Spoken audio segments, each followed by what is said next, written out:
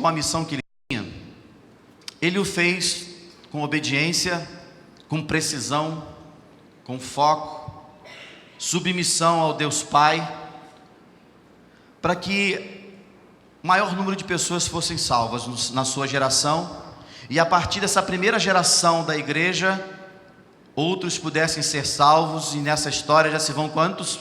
12.000 anos, e já estamos em 2015, o Evangelho tem sido pregado, e essa igreja caminha de forma abençoada e abençoadora, trilhando o caminho que Jesus já traçou. A igreja, ela não é autônoma, a igreja tem Jesus como cabeça, ela é o corpo de Cristo, ela não faz aquilo que quer, ela faz aquilo que o dono manda, o Senhor manda, o cabeça manda. Assim como cada um de nós temos nos papéis que nós desempenhamos dentro da sociedade, nossos deveres, todos os dias, a igreja também tem, individual ou coletivamente. Nós não temos escolha, porque no chamado de Deus, na missão nos entregue, se nós não salvarmos outros, não tem sentido. Não tem sentido nenhum nós termos um antídoto de uma doença, de um antídoto para acabar com uma doença em nossas mãos e não dividirmos ela com os outros. Aí nós falamos de câncer, nós falamos do HIV, nós falamos de tantas outras coisas que acontecem à nossa volta. E como é bom quando eu e você temos em nossas mãos soluções e respostas para pessoas que estão precisando. Quantas vezes você e eu fomos respostas de oração para pessoas, e nessa semana você vai ser. Nessa semana você vai ser boca de Deus para pessoas, assim como outras pessoas são para ti.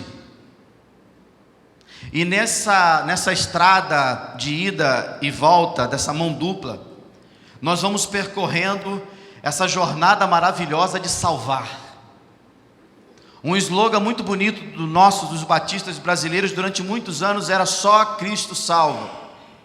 E ele continua de alguma forma pelo Brasil, e nós batistas continuamos a pregar que só Cristo salva. E é por isso que Jesus veio à terra. A missão de Jesus era salvar. Diante disso, diante da missão de salvar, é necessário que nós fiquemos atentos a tudo o que aconteça. E Jesus então tinha esse olhar. E eu queria convidar você a abrir a sua Bíblia em Mateus capítulo 9.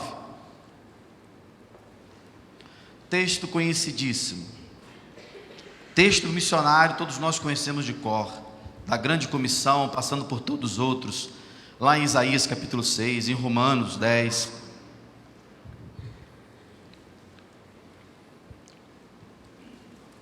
Mateus 9, de 35 a 38. Pode projetar aí, se vocês puderem e quiserem. Quem já achou na sua Bíblia impressa, quem já achou na sua Bíblia digital, ou ali agora no telão.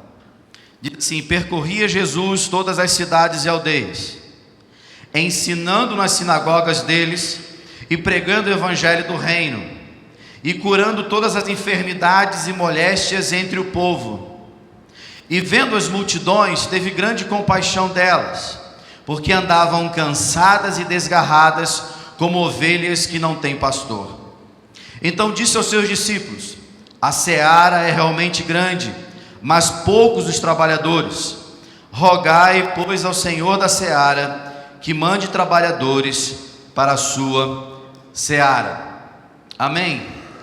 Vamos citar o versículo 37. A seara, ali está na versão a colheita, né? A seara realmente é grande. Vamos lá, vamos volta lá para mim. Isso, na verdade, vamos lá.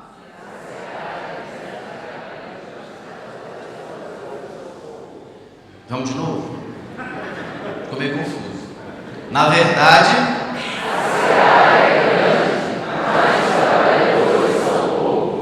aí, mais o que? Vem.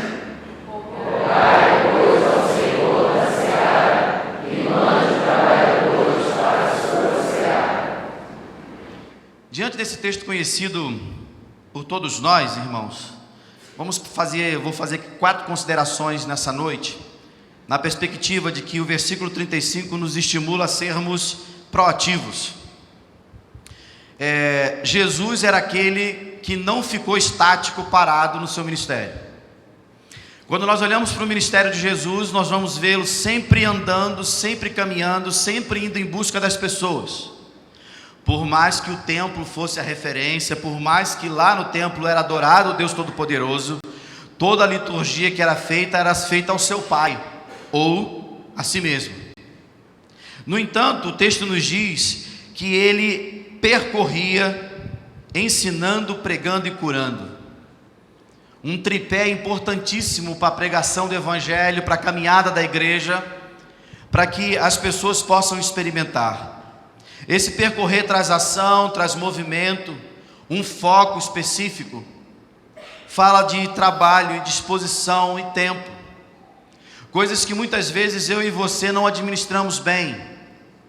Ou talvez nós temos tanta coisa para fazer, ou assumimos tantas responsabilidades, e nós não a cumprimos como deveríamos cumprir. Nós não damos a resposta que deveríamos dar. Muitas vezes dentro de nossas casas nós não damos as respostas que deveríamos dar. Dentro dos nossos trabalhos, dentro dos nossos estudos.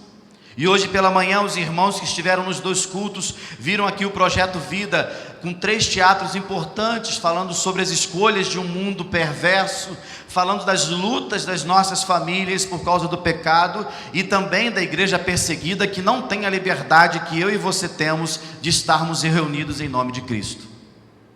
Mas Jesus percorria porque diante da missão que ele deveria cumprir, não dava para empurrar com a barriga. Não dava para ficar com discurso, não dava simplesmente para criar uma retórica e não cumprir a vontade de Deus, a vontade do Pai. E ele mesmo confrontava e muitas vezes afrontava aqueles que deveriam pregar a palavra, que deveriam percorrer as cidades, fazendo a obra de Deus na revelação do Antigo Testamento. Todavia, manipulavam aquela palavra, aprisionavam as pessoas numa religiosidade vazia e o povo sofria. Esse Jesus proativo, esse Jesus que estava trabalhando, fazia muito bem, administrava muito bem o seu tempo. Jesus é o grande exemplo de mordomia para mim e para você. A começar pelo próprio Deus Criador, em toda a economia criada por Ele, em todas as formas da sua manifestação, e o chamado de homens e mulheres, como eu e você, pecadores, que receberam de Deus determinadas missões, que aparentemente eram impossíveis de serem realizados, todavia eram cumpridas porque eles obedeceram ao Senhor. Diante do desafio da Amazônia, que é o tema hoje, de missões nacionais, irmãos, nós precisamos ser proativos na evangelização. Não dá para ficar esperando algumas coisas acontecerem, nós precisamos nos movimentar. E aí Deus vai levantando homens e mulheres no decorrer dessa história.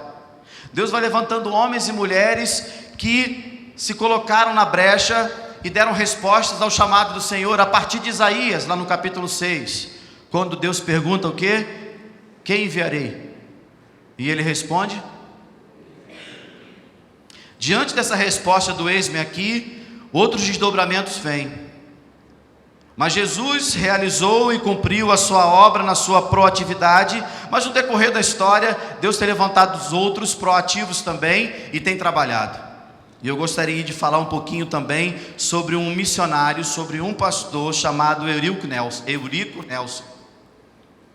Eurico Nelson veio da Suécia, foi para os Estados Unidos, em 1891, inspirado por uma carta escrita por William Begbie, partiu para o Brasil, veio para cá aos 20 anos de idade e iniciou o trabalho batista na Amazônia.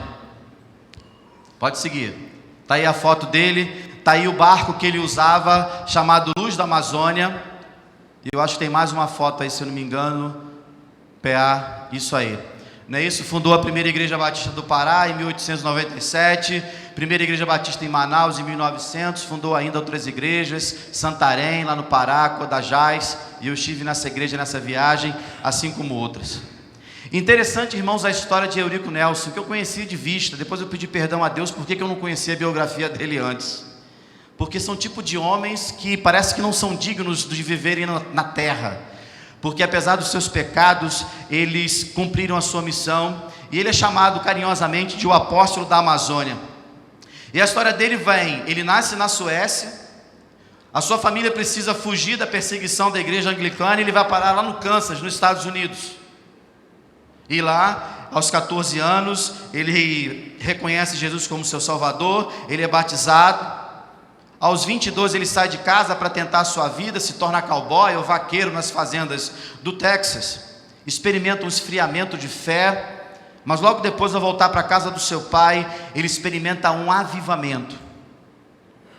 E talvez seja isso que você esteja precisando, querido. Um avivamento na sua vida. A Bíblia não fala sobre perda de salvação, porque a salvação é um presente de Deus.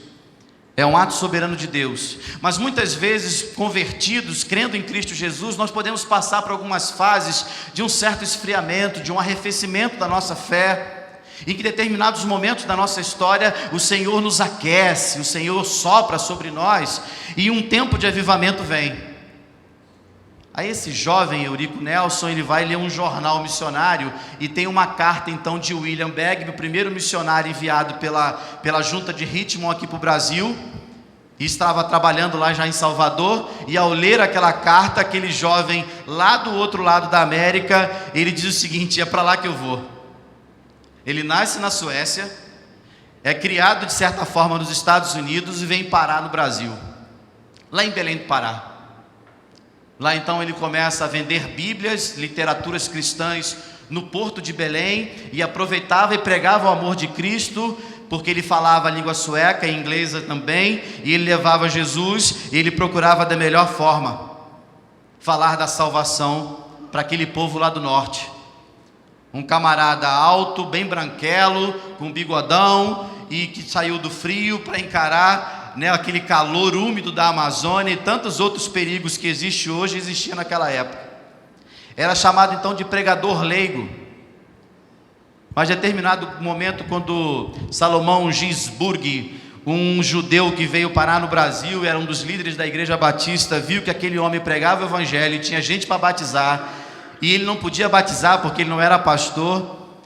Eles ordenaram então o Eurico Nelson, ele se tornou então o pastor Eurico Nelson.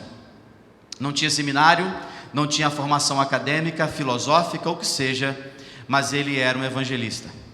Ele amava missões, e ele fazia com os próprios recursos que ele tinha, até porque naquela época a Junta de Missões Nacionais nem existia, certo? Ela está com 108 anos de idade. E ali, irmãos, ele vai, como vimos aqui, a primeira igreja batista do Pará, Manaus, Santarém, Guarajá-Mirim, em Rondônia, Codajás, que eu passei por lá, Maranhão, Piauí, Ceará, Paraíba e Mato Grosso. Um homem. Dias e mais dias naquele barco que vocês viram, cheio de limitações, com os perigos da febre amarela, da malária e outras doenças que até então matavam mais pessoas do que hoje. Mas por causa da proatividade deste homem, por causa da submissão que ele teve ao Senhor Jesus, ele não mediu esforços de andar para aqueles igarapés, pelos aqueles rios e paranás, como nós cantamos aqui, levando o amor de Cristo a tribos indígenas e os ribeirinhos. Quanta gente esse homem salvou, quanta gente esse homem levou o evangelho de Cristo, e ele é um dos ícones da nossa denominação, ele é um dos ícones, uma das referências que nós temos de alguém que cumpriu a sua missão. Louvado seja o nome do Senhor pela vida de Eurico Nelson, que não mediu esforços para que o maior número de pessoas fossem salvas lá na Amazônia, naquelas águas. Já dizia alguns que escreviam a história dele, que ele fez dos rios as suas estradas e dos igarapés os seus caminhos. Aleluia por isso. Em segundo lugar, irmãos, depois de sermos proativos, essa proatividade envolve termos compaixão.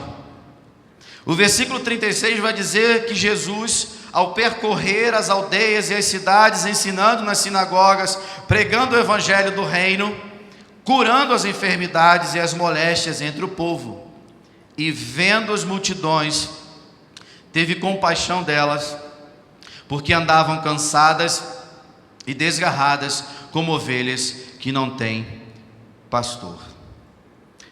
Temos compaixão. Como vai o seu termômetro de compaixão? Como é que você administra esse termômetro de compaixão? É intencional? É passional? É incondicional? É de acordo com a sua agenda, de acordo com a minha agenda, com o meu tempo, com o meu bom humor, com o seu, se eu estou com dinheiro, se eu estou com saúde ou sem? Termos compaixão, irmãos, envolve nós olharmos para as pessoas com imparcialidade, sem julgamentos, sem ficar apontando o dedo para quem já está na desgraça. Jesus via aquelas pessoas que estavam naquela situação porque elas não tinham liderança, elas não tinham quem cuidasse delas. Então não adiantava Jesus chegar e chutar cachorro morto, como a gente costuma dizer. Ele trazia a pregação, junto com essa compaixão, nós podemos usar como sinônimo a misericórdia, uma palavra que eu gosto muito, e significa em hebraico Betesda, e fazenda Betesda, lugar de misericórdia, significa quando você coloca a miséria do outro no seu coração.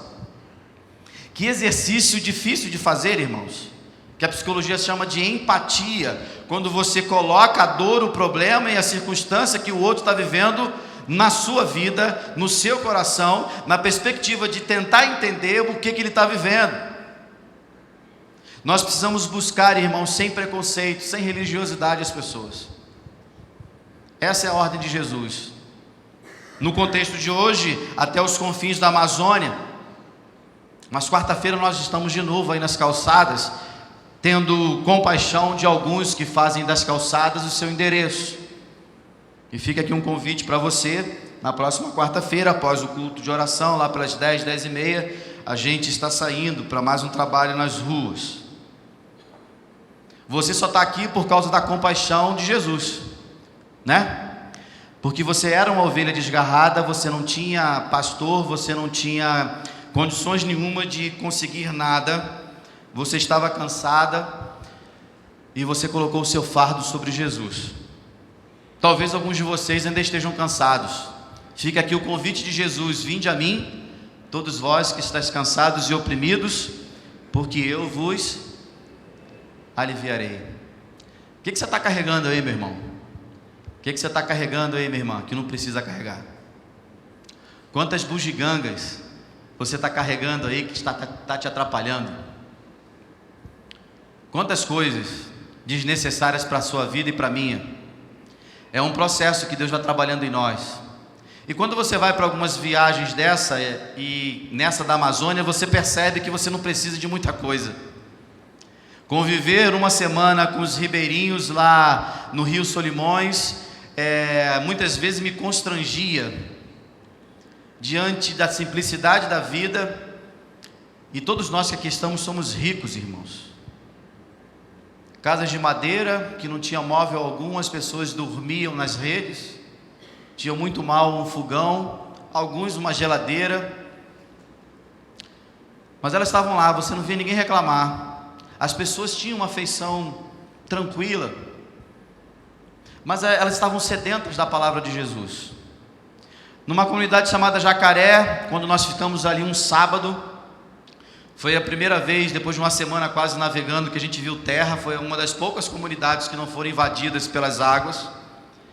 Ali 2 radicais da Amazônia fizeram um bom trabalho lá, ao ponto de uma outra comunidade chamada Pijaim pedir que a Junta de Missões Nacionais levasse uma dupla de radicais para lá, porque Deus estava fazendo algo maravilhoso naquela comunidade. Envolvia vícios, envolvia promiscuidade sexual, envolvia problemas familiares.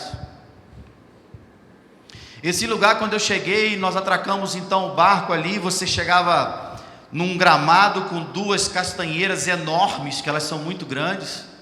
Você ia subindo uma colina, de repente tinha 12 casinhas de madeira, muito bonitinhas.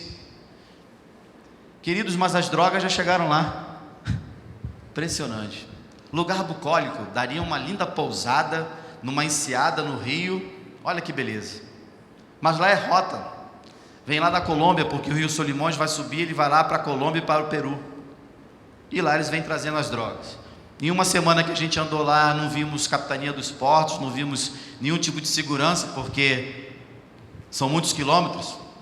De Manaus até Codajás, ou Coari, que nós fomos, 380 quilômetros, irmãos, 28, não, quase mais de 28 horas de viagem.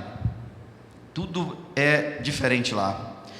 Eu pedi para os meninos salvarem umas fotos. Paulo André, vê se você consegue para mim as fotos que eu te pedi. Beleza. Então tá aqui, ó, irmão, estilo de vida diferente do seu. Você até precisa comprar alguma coisa, você vai no mercado, ele flutua. Esse cara é da classe média, ele tem uma casa flutuante.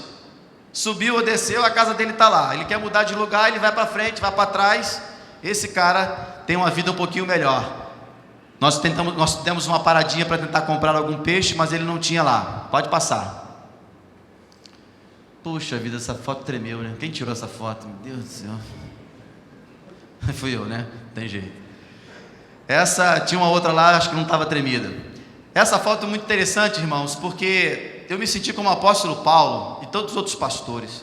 Depois de 28 horas de viagem, nós chegamos em Codajás, já um entardecer muito bonito. E nesse pequeno porto, tinha um grupo de irmãos da primeira igreja batista de Codajás, que foi plantada por Eurico Nelson, nos esperando. O barco atracou, todos os pastores desceram, toda a equipe, éramos 33 pastores. E aquele momento foi tão bom, porque a gente nunca tinha visto aquele povo, mas parecia que a gente conhecia eles há anos. Aquelas camisetas amarelas, e ali nós conhecemos algumas famílias. Num determinado momento reuniu-se ali, oramos. E aquele momento quando o apóstolo Paulo está em Éfeso, indo embora de Éfeso, ele está lá no porto para ir embora, se despedindo. Nesse caso nós estávamos chegando. Depois na volta nós vamos parar aí de novo para um culto lá na igreja. Alguém teve compaixão dessas pessoas, apesar do tamanho do rio? Pode passar. Nós chegamos na cidade de Coari. Essa foi a mais distante, né? 380 quilômetros. Aí já deu de 28 mais 12, dá 40 horas, né? 40 horas de viagem aí. Essa cidade estava debaixo d'água e o povo tem que se virar. Aquilo ali é a rua principal, o comércio principal e aquelas pontezinhas. Tivemos um pequeno acidente, a doutora Adriana, dentista da PIB de Irajá, ela escorregou, caiu e ela sumiu naquela água ali, mas ela voltou, graças a Deus, e resolvemos tudo. Mas as pessoas vivem, irmãos. A farmácia estava vendendo remédio, o açougue estava cortando a carne com água, né, dentro do açougue, e as pessoas vão vivendo. A gente não está acostumado com isso. Compaixão, pode passar. Aí era a equipe, né, eles dois, ele é protético, doutor Adriano, fizeram um trabalho maravilhoso, mais de 100 atendimentos, pessoas, irmãos, que nunca viram um dentista e ninguém nunca mexeu na sua boca. Eu estava ali, eu era auxiliar deles ali naquele momento. Pode passar. Esses dois moleques aí, garotos, moleques no sentido da idade, né, 20 anos, são lá de Caxias. Olha que beleza, o cabeludo lá já pegou malária, ele não está lá nem um ano, e a gente foi para lá trabalhar com eles. E eu estava na expectativa, né, pedindo a Deus, Senhor, que a gente não pegue malária, porque ela vai aparecer 15 dias depois, né, quando você, então, é picado pelo mosquito. Olha por esses meninos, Carlos e Fernando, gente muito boa. Pode passar. Foi um momento que nós atracamos lá, ali ficava o consultório, nós distribuímos roupas, kits higiênicos, esse trabalho que normalmente nossas igrejas fazem. Pode seguir? Ah, que beleza. Está reclamando do seu banheiro? Pois é, querido. Aí naquela parte seca, tá ali, bem limpinho, cheiroso. Fico imaginando de noite, irmãos. Fico imaginando passar mal de noite, precisar ir no banheiro. Essa parte seca, quando está tudo alagado, você não precisa ir lá. Você chega na janela, sei lá, na porta. Né? Ana. Já imaginou a situação, Ana? Hein?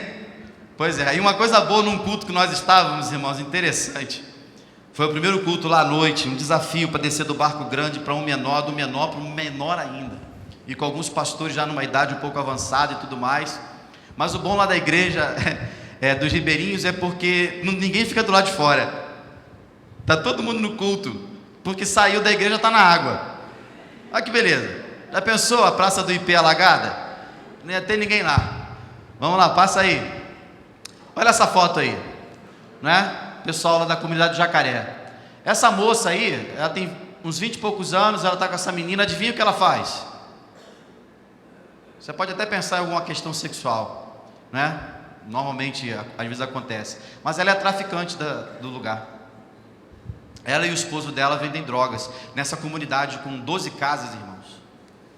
Essa moça, a gente batia papo com ela, depois foi feito um trabalho com ela, Josué também lá da Central da Barra, a gente tentando de alguma forma falar e tudo mais, mas a coisa tem que ser feita com muito cuidado, porque o marido dela também era envolvido no negócio e dizem alguns que ele gostava de apagar algumas pessoas, né? Enfim, mas os nossos missionários, as nossas missionárias estão lá trabalhando.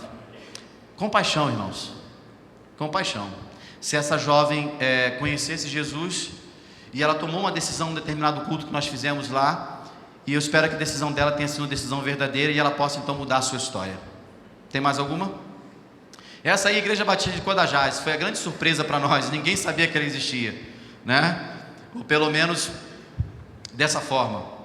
Então o pastor Fernando Brandão, presidente da Convenção Batista Brasileira, pastor Vanderlei Marins, uma igreja bem estruturada com 400 membros, plantada lá pelo nosso querido Eurico Nelson, e ali nós cultuamos ao Senhor, tivemos uma noite muito gostosa de adoração e louvor, e graças a Deus, porque nessa cidade de 25 mil habitantes, chamada da cidade do Açaí, tem gente salva por Jesus, por causa da compaixão. Mais alguma? Aí está a Joene, depois eu vou falar um pouquinho mais da Joene, né? Joene, ela é radical, fez o treinamento, ela já está atuando numa comunidade chamada Jacaré, só que ela não é ribeirinha, a comunidade é seca, mais próxima da cidade de Manaus. Essa menina tem 18 anos, de família cristã, e ano passado, aos 17, Deus então a convocou para a obra missionária. Como ela ainda tinha 17 anos, menor idade, a junta então esperou ela fazer os 18, tomou a decisão junto com a sua família, e ela foi estudar, já está atuando, né? E em determinado momento que nós estávamos nessa igreja, pastor Fernando Brandão perguntou: quem é que tem filho aí? Aí levantei a mão, então vem cá orar por ela.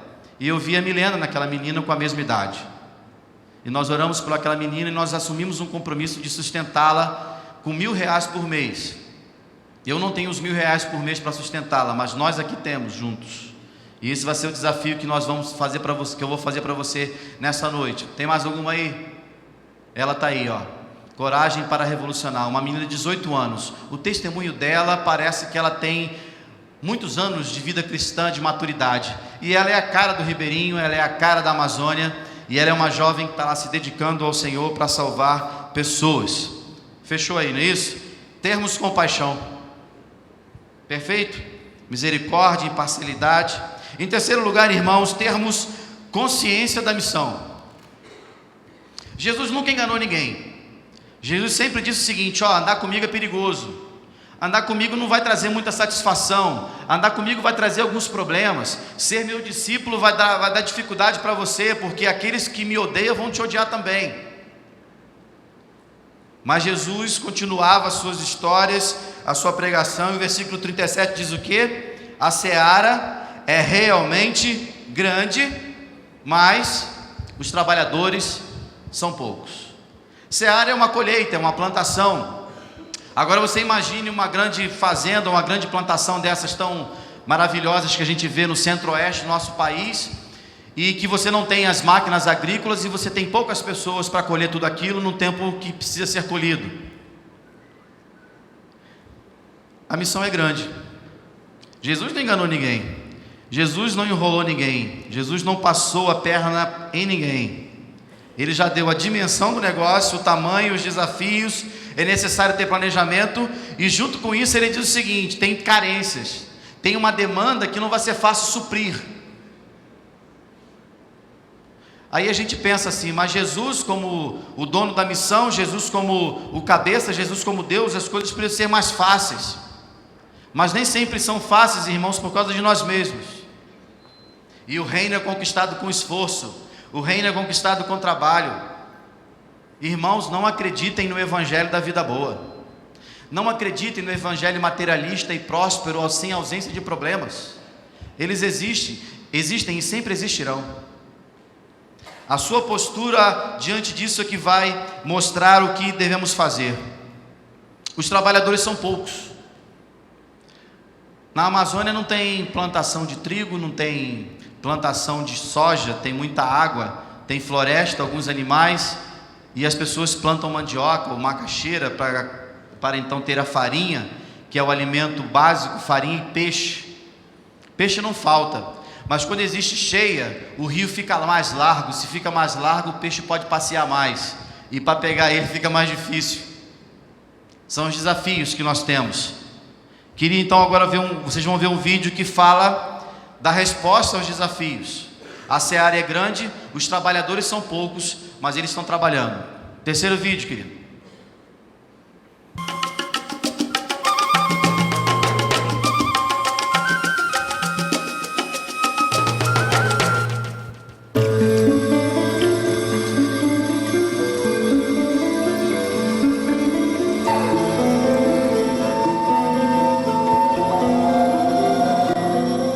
O projeto Amazônia é um avanço na evangelização dos ribeirinhos. Estamos chegando em lugares quase esquecidos, mas o desafio ainda é grande. Cerca de 35 mil comunidades ribeirinhas em 775 municípios precisam ouvir o Evangelho de Cristo. A Junta de Missões Nacionais tem como estratégia a plantação de novas igrejas e formação de líderes da própria região. Para alcançar este objetivo, uma das ações é o Projeto Radical Amazônia, jovens treinados para desenvolverem o trabalho missionário nessas comunidades. O Projeto Radical Amazônia é uma ferramenta principal de plantação de igreja aqui no estado do Amazonas, porque nós enviamos jovens de 2 em 2 para irem morar em comunidades ribeirinhas, plantando igrejas multiplicadoras e deixando líderes locais. O projeto Radical Amazônia ele está baseado em Lucas 10, onde esses jovens que vão de duplas, e eles vão viver como um ribeirinho. E o estilo de vida é através do relacionamento. Por exemplo, se o ribeirinho vai pescar, o radical também vai pescar. Se ele vai apanhar açaí, o radical também vai apanhar açaí. Se eles vão para a roça, o radical também vai para a roça. E dessa maneira eles ganham a credibilidade da comunidade e assim a comunidade ela começa a ter a confiança nos missionários e eles começam assim a fazer um relacionamento muito discipulador. Temos trabalhado na comunidade Boa Esperança, no município de Altazes, aqui no estado do Amazonas. A gente tem que preparar sermão, tem que cuidar da igreja, visitar as famílias, fazer estudo, trabalho com crianças, com os adultos, com os jovens. E são muitas as atividades que nós temos realizado ali naquela comunidade. Essa injeção de ânimo é isso, é saber que o Senhor nos chamou e o Senhor tem nos capacitado diariamente para estar ali na comunidade de Boa Esperança, compartilhando do amor de Cristo, da graça, com aquele povo que tem necessidade do Evangelho. Uma nova forma de envolver as igrejas do Brasil e do mundo no projeto Amazônia é o barco missionário. Através dele, voluntários terão acesso às comunidades ribeirinhas para o apoio aos líderes locais. Missões Nacionais ganhou como doação esse barco da missão americana o ano passado.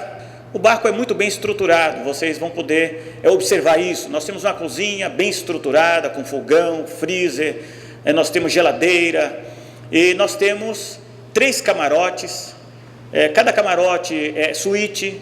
Nós temos, fora os 3 banheiros dos quartos, nós temos mais 3 banheiros, ou seja, 6 banheiros no barco. Nós temos uma parte de refeitório grande que pode sentar 30 pessoas para fazer refeição tranquilamente. É um barco muito bem estruturado, todo com ar-condicionado, tudo isso para receber os batistas brasileiros para trabalhar na Amazônia. O nosso papel aqui no barco é trabalhar, a manutenção, é cuidar da limpeza, manter o barco em ordem, para receber os missionários que vêm, para nós trabalhar nos ribeirinhos. É um chamado que o Senhor nos colocou e eu faço com todo o amor e carinho esta obra. A Amazônia representa 59% do território brasileiro. Um campo vasto, um desafio certo. Queremos convidar você, jovem, a fazer parte do Projeto Radical Amazônia. Venha junto conosco ganhar a Amazônia para Jesus. Deus conta com você. E você, meu irmão e amigo, que está aí do outro lado, venha fazer parte desta grande caravana, porque o ribeirinho espera por você na pregação da palavra de Deus. No interior da Amazônia, vivem milhares de pessoas que estão longe de conhecer o Evangelho da salvação. Mas Jesus morreu por elas também. Por isso vale a pena investir para enviar mais missionários para as comunidades ribeirinhas da Amazônia. Os desafios são enormes, mas nossa missão é alcançar todos em todos os lugares com a palavra de Deus. Planeje uma viagem missionária com a sua igreja para conhecer os campos missionários da Amazônia. Vai valer a pena, pois muitas vidas serão abençoadas. É tempo de multiplicar entre os ribeirinhos.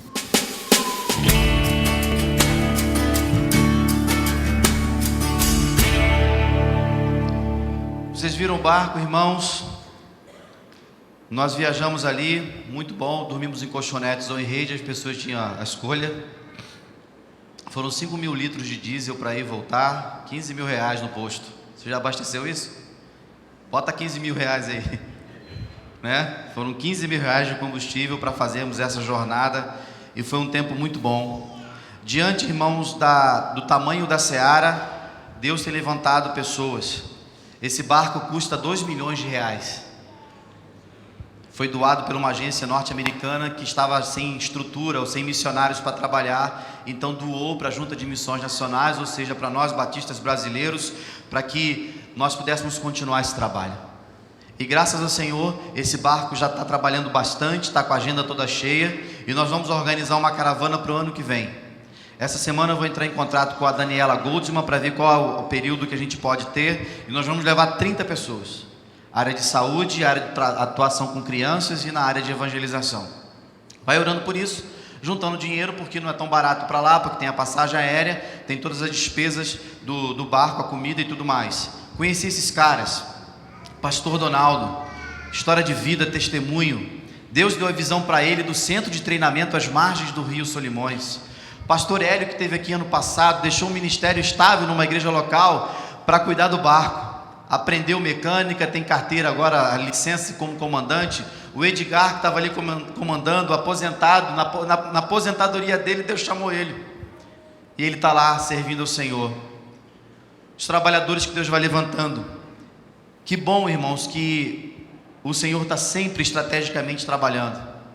Em último lugar, irmãos, diante dos desafios da Amazônia ou de qualquer outro lugar dos confins da terra, nós precisamos ser intercessores. O que nos diz o último versículo? Rogai, pois, ao Senhor da seara, que mande trabalhadores para a sua seara. Que beleza, irmãos, a seara é de Deus. Mas o Senhor nos convida à oração. Não é para a gente ficar dando lembrete para Deus, ou achando que Ele está distraído. Jesus nos convoca ao rogar, ao clamar, ao pedir, porque é o convite, essa inserção de Deus, que Deus faz conosco na Trindade e na eternidade. Então é o seguinte, pede para o Senhor, porque Ele vai enviar novos trabalhadores, outros trabalhadores, dos quais somos todos nós aqui. Não esqueça disso. É o corpo de Cristo, é a igreja, é o chamado de todos, missão de cada um, é o chamado geral, missão específicas a partir de dons espirituais. Como é que você tem orado? Como é que você tem clamado? Será que você tem orado por você mesmo? Senhor, mande mais trabalhadores para as obras específicas e é você mesmo que vai? Por quem você está orando? Os desafios da Amazônia são grandes como tantos outros lugares, mas a resposta está aqui na Igreja Batista do Meia. Os missionários estão aqui na Igreja Batista do Meia. Os recursos financeiros estão aqui na Igreja Batista do Meia. As respostas estruturais e logísticas estão aqui na Igreja Batista do Meia. Que bom que Deus tem levantado uma igreja proativa. Que bom que essa igreja é uma igreja que tem compaixão, uma igreja que tem tomado noção da missão, uma igreja que intercede, oração, clamor, busca, entrega, investimento, sustento e compromisso. É contínuo. Que bom, irmãos, que Deus nos convocou a isso. E quando a gente vai orando, Deus vai falando no coração das pessoas. Pedi ao Paulo André que bote novamente a foto da Joene, aquela foto da oficial da Junta de Missões Nacionais. Essa daí. Meus irmãos, eu assumi um compromisso lá, pela fé. Eu já vou ajudar o sustento da Joene pelo PAN. Queria pedir, Rosana, por favor. Eu estou com materiais aqui que você pode saber mais sobre a Amazônia, mas eu preciso fazer um desafio de sustento aqui. Eu não posso sustentar sozinho com 1000. Eu acho que eu já sustento uns 5 ou 6 aí através do PAN. Mas nós podemos dividir isso aqui. R$30, eu vou começar. Quem entra comigo? Pode vir pegar aqui. E a gente sustenta a Joane hoje. Você pode fazer no seu cartão de crédito, boleto. Pode pegar. Oi, perdão. Pode pegar. Eu pedi a Deus que a gente terminasse esse culto aqui com o sustento dela garantido. R$1.000 apenas por mês. E aí? R$30 é a pizza que você não vai comer hoje, depois do culto. Beleza? Irmãos, a obra missionária é um negócio maravilhoso. Mais alguém? Pode ser com 20, pode ser com 50.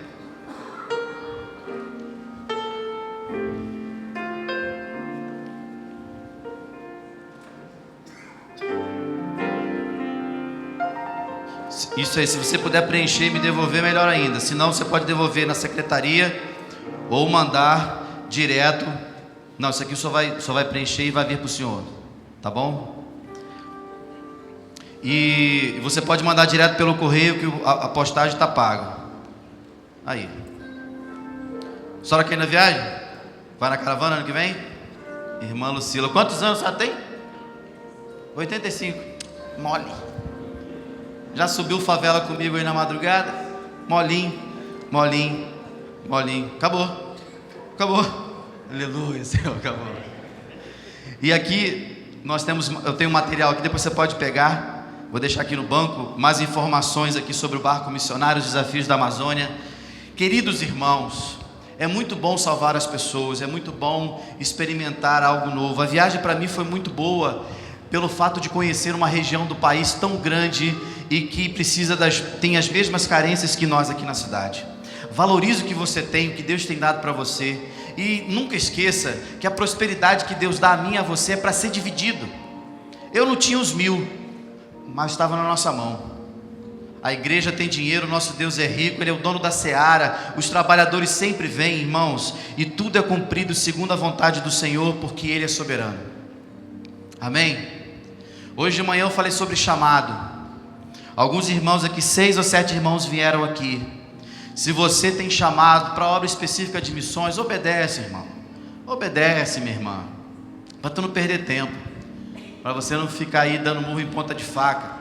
Até hoje, conversando com os irmãos de manhã sobre as peças aqui do Projeto Vida, o feedback daquilo que eles falaram aqui sobre família, sobre a igreja perseguida, vocação. Já ouvi de alguns irmãos aqui, não só hoje, mas em outros momentos, da vocação lá atrás, que foi escondida, que foi esfriada, e que fica aquela coisinha no coração de caramba, é possível ainda fazer. Então faça. O Edgar, que eu falei para você, 60 anos, ele estava em São Paulo, ele não estava ali não, ele não estava em Manaus não, trabalhou lá a vida toda lá em São Paulo, numas obras lá, mas ele já tinha trabalhado com barcos, e aos 60 anos ele e a esposa foram chamados, estão lá, ele é o comandante do barco, figuraça, gente muito boa. Irmãos, é isso que eu queria dizer para vocês. Que bom que a nossa igreja é uma igreja que ama as pessoas, que tem compaixão, que investe, que ora, que intercede e que tem visão. Obrigado, porque cada vez mais nós da equipe pastoral nos sentimos constrangidos a trabalhar mais pelo reino, pela resposta que os irmãos dão aos nossos desafios. A liderança é desafiadora para todos nós, para quem é liderado e para quem é líder. Mas quando todos nós estamos focados na submissão a Cristo, diante da missão que nós recebemos, tudo fica muito mais fácil. E tem um videozinho, um convite aí. Dá para soltar aí o convite? Beleza? Essa equipe lá de cima é joia. Amados irmãos da Igreja Batista do Médio, eu queria agradecer com todo o meu coração, porque os irmãos enviaram o pastor Marcos para trabalhar conosco aqui na viagem missionária. Foi uma bênção a nossa viagem missionária na Amazônia. Viajamos 2 dias de Manaus até depois de Coari, 2 dias de barco. para abençoar várias comunidades ribeirinhas. E o pastor Marcos foi usado tremendamente pelo Senhor. Abençoou muitas pessoas, compartilhou o evangelho, trabalhou na área social, uma bênção. Louva a Deus porque os irmãos enviaram o seu pastor. E eu espero breve, meus irmãos, receber uma equipe aqui da Igreja Batista do Meia, inclusive o pastor Purim também, viu, meu amigo pastor Purim? Você aqui conosco, queridos. Venha, com certeza vai ser bênção para a igreja. A nossa gratidão a essa amada igreja que tem orado, investido, ofertado para que a obra missionária no Brasil avance. Deus abençoe. Muito obrigado, pastor Marcos, pelo companheiro de viagem, pela bênção que foi conviver com os irmãos e com o irmão aqui durante esses dias. Estamos juntos, vamos avançar. Eu amo o Brasil e quero ser bênção para a minha nação. Irmãos, eu conheci um pouco mais pastor Brandão no dia a dia, né? Normalmente nós conhecemos assim no púlpito, numa pregação, mas na rotina. Esse camarada ama missões. Ele é visionário. Ele sabe, ele tem um, feeling para determinadas coisas. E dentro da autoridade que foi dada a ele pelos batistas brasileiros, ele está cumprindo muito bem a sua posição como diretor executivo. E graças ao Senhor, a nossa Junta de Missões Nacionais tem cumprido a sua missão. Amém? Antes de terminarmos o culto, tem uma galera que vai sair sexta-feira aqui do Rio de Janeiro, vai lá para São Paulo, não é isso? Para São José dos Campos, não é isso, profeta Ageu? Cadê ele? Ô profeta, vem cá, tu vai embora? Ah, vai buscar quem? Quem são os adolescentes? Os adolescentes que vão para... Venham, para a gente orar. Vão lá para um congresso, o pastor Purim também vai pregar nesse congresso. Cadê? Quem vai para a viagem? Não vai ninguém não, o pessoal está tímido. Vocês não têm vergonha por outras coisas, né? Para fazer bagunça. Paulo vai? Paulo está em todas também, não alivia nada. Calel, Gabriel, também. Vai, Luiz? Não, né? Vai, William. Geraldo? Tiraram vocês da parada. Só para os eleitos aí para esse dia. Mais alguém? Queria convidar todos a ficarem de pé. Que essa viagem seja uma viagem missionária, que vocês estejam lá no congresso, sendo abençoados e abençoando irmãos uns aos outros. Não é isso? Vão dar uma folguinha a papai e mãe, né? Vai chorar não, hein, Lucas? Tô com saudade do teu pai não, hein? E você vai levantar sua mão sobre a vida deles. Tem outros também que vão, mas não estão aqui no momento, para que tudo possa transcorrer com alegria dentro da vontade de Deus. Irmãos, a nossa igreja é uma igreja muito abençoada. Uma liderança que Deus tem levantado, né? Nós temos uma galera boa que está aí servindo a Jesus. Deus tem salvado pessoas aqui. Eu gosto muito dessa igreja, eu sou muito feliz por ser membro dessa igreja, por ser um dos pastores dessa igreja, e que você também ama essa igreja, apesar de nós mesmos, não é isso? Apesar do bigode aqui, a barba colar, ou o que seja, nós somos a igreja do Senhor Jesus, e Jesus nos chamou para a salvação. Vamos orar? Santo Deus, nós queremos te agradecer pela oportunidade que o Senhor nos deu de estarmos juntos de novo nessa noite. Obrigado, Senhor Deus, porque nós fazemos parte de uma grande seara. Obrigado, Senhor Deus, porque lá atrás o Senhor levantou trabalhadores. Obrigado, Jesus, porque o Senhor convocou os seus discípulos, homens, ó Deus, que foram transformados pelo seu poder. Eles eram pecadores, foram transformados pelo teu poder, pelo teu sangue, e eles dedicaram suas vidas para salvar outros perdidos. E ó Deus, nós estamos aqui hoje salvos por causa disso, por causa da submissão, da obediência, da integridade, do entusiasmo, da coragem. Obrigado, Deus, pelas nossas vidas, pelas nossas famílias. Obrigado, Deus, porque nós somos uma igreja, Senhor Deus, que ama missões. Uma igreja, Senhor Deus, que vai em direção ao pecador, através de estratégias específicas, da qual o Senhor tem colocado em nossas mãos. Obrigado, Senhor Deus, pelo trabalho realizado entre os ribeirinhos. São 35 mil comunidades, ó Deus, espalhadas por aquele rio tão grande que o Senhor já tem salvado. Obrigado porque nesse momento eles estão reunidos lá, Senhor Deus, em casas pequenas, em lugar com pouca iluminação, a dificuldade do transporte e tantas outras carências, mas o Evangelho de Cristo tem chegado lá com abundância, no mesmo nível daquelas águas tão grandes da Amazônia. Continue abençoando o pastor Donaldo, o pastor Hélio, o pastor Fernando Brandão, todos os missionários que atuam nesse país continental, Senhor, que não estão medindo esforços para que o nome de Cristo chegue a todos os lugares. Obrigado, Senhor Deus, por esses adolescentes, ó Deus, que juntamente com seus líderes, os seus conselheiros, irão viajar na próxima sexta-feira. Que Tu possa levá-los em paz, ó Deus, na estrada. Desde já abençoe o motorista que vai ser chamado, Senhor Deus, convocado para dirigir. O ônibus, ó Deus, que vai ser, ó Deus, utilizado, Senhor Deus, em toda a sua estrutura mecânica. E que os Teus anjos estejam ao redor. E desse congresso seja um congresso, Senhor Deus, abençoador para todos que participarão. Queremos pedir pelo pastor Purim, pela Giane, Senhor Deus, também que estão voltando de São Paulo, que Tu possa trazê-los em paz. E a nossa oração sempre é a mesma, Senhor, derrama os dons espirituais sobre a Tua igreja, para que possamos ter mais autoridade e poder diante da missão que precisamos cumprir. Ó Deus, continue nos sustentando, nos fortalecendo. A semana está começando, ela está nas Tuas mãos, a nossa agenda está nas Tuas mãos, Senhor. Permita que nós a cumpramos com alegria. Ó Deus, coloque palavras em nossas bocas, que nós possamos nessa semana, Senhor Deus, ser resposta de oração para algumas pessoas, que nós possamos receber resposta de outros. Ajuda-nos, ó Deus, apesar da correria de tantas coisas, os nossos olhares estarem atentos, os nossos ouvidos também, às necessidades das pessoas que estão à nossa volta. Obrigado, Jesus, porque o Senhor percorria um lado ou outro, e nessa nossa caminhada diária, que nós possamos também ver as necessidades dos outros, termos compaixão por aqueles que o Senhor colocou à nossa volta. Obrigado por tudo, Pai, é a nossa oração, em nome de Jesus, amém e amém. Nós vamos louvar o Senhor para terminar o culto. Ana.